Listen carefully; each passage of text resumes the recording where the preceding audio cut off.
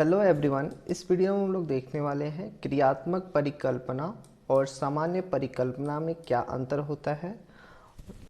वहीं अगर बात करें इस क्वेश्चन की इम्पोर्टेंस की, तो ये MGKVP यानी महात्मा गांधी काशी विद्यापीठ के 2019 के पेपर में पूछा हुआ क्वेश्चन है।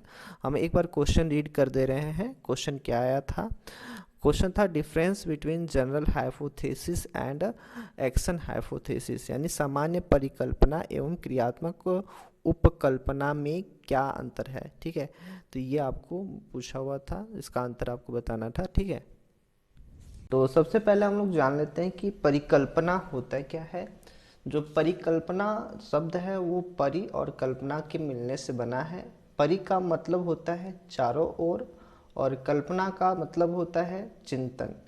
यानी परिकल्पना का तात्पर्य किसी समस्या से संबंधित समाधान पर विचार करने से होता है। ठीक है, तो अब चलते हैं इनके अंतर को देख लेते हैं। तो पहला डिफरेंस देखते हैं। क्रियात्मक परिकल्पना विशेष प्रयोजन के लिए प्रयुक्त होता है, यानी ये विशेष परिस्थिति के लिए, विशेष समस्या के लिए प्रयुक्त होता है। जबकि सामान्य परिकल्पना सामान्य ज्ञान और सामान्य समस्याओं के लिए प्रयुक्त होता है।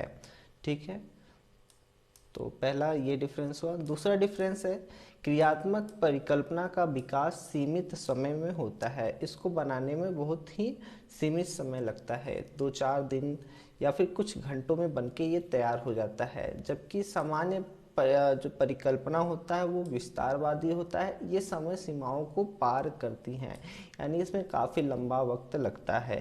अगर तीसरा डिफरेंस देखें तो तीसरा डिफरेंस है कि क्रियात्मक परिकल्पना निष्कर्षवादी होता है, यानी क्रियात्मक परिकल्पना जो है कुछ समय में इसका निष्कर्ष निकल जाता है। जबकि सामान्य परिकल्पना जो है संशोधनवादी होता है। सामान्य परिकल्पना जो है उसमें समय समय पर संशोधन हुआ करते हैं। ठीक है, तीसरा क्रियात्मक परिकल्पना वास्तविक समस्याओं के समाधान के लिए होता है, जबकि सामान्य परिकल्पना को समझने, उन्हें अनुसंधान करने के लिए होता है। ठीक है, तो ये जो है समस्याओं को सॉल्व, जो क्रियात्मक परिकल्पना होता है वो वास्तविक समस्याओं को सॉल्व करने के लिए होता है, ये त्वरित होता है। यानी जो अगर स्कूल में आप हैं तो स्कूल की समस्याओं को जो है किसी एक पर्टिकुलर स्कूल के किसी कक्षा की समस्याओं को समाधान करने के लिए वहाँ पे आप क्रियात्मक परिकल्पना करोगे। वहीं अगर समाज में कोई समस्या है जो कि सबकी समस्या, एक पूरे जो है समाज की समस्या, उसकी समस्या को सॉल्व करने के लिए वहाँ आप सामान्य परिकल्पना करोगे। ठीक है, अगला डिफरेंस है क्रियात्मक परिकल्पना केवल एक होती है, जबकि सामान्य परिकल्पना अनेक होती है, जो समस्याओं के विभिन्न पहलुओं के समाधान के लिए होती है।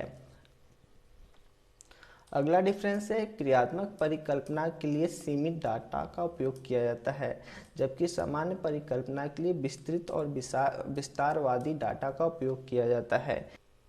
तो अगर हम एग्जाम्पल से समझें तो जो क्रियात्मक परिकल्पना होता है उसके पास सीमित डाटा होता है। मतलब वो जैसे अगर क्लास की समस्या है तो क्लास की समस्या क्या है उसके आधार पे, जो डेटा है उसके आधार पे जो है परिकल्पना की जाती है और उसको सॉल्व किया जाता है। जबकि सामान्य परिकल्पना विस्तृत होता है, नहीं अगर ये पूरे समाज में तो पूरे समाज के जो है डाटा को कलेक्ट किया जाएगा, विचारों को कलेक्ट किया जाएगा, फिर इसके बाद जो है परिकल्पना बनती है। ठीक है, ये जो है समय सीमा इसमें होता है, इसमें कोई समय सीमा नहीं होता है। तो इस तरह इसमें जो टोटल हमने 10 डिफरेंसेस दे दिए हैं जो कि आप लिख सकते हो। ठीक है, इसमें जो है हमने अपने से बनाया हुआ है तो इसमें कुछ त्रुटियां हो सकती हैं, तो आप अपने बुक से ज़रूर इस टॉपिक को पढ़िएगा। हम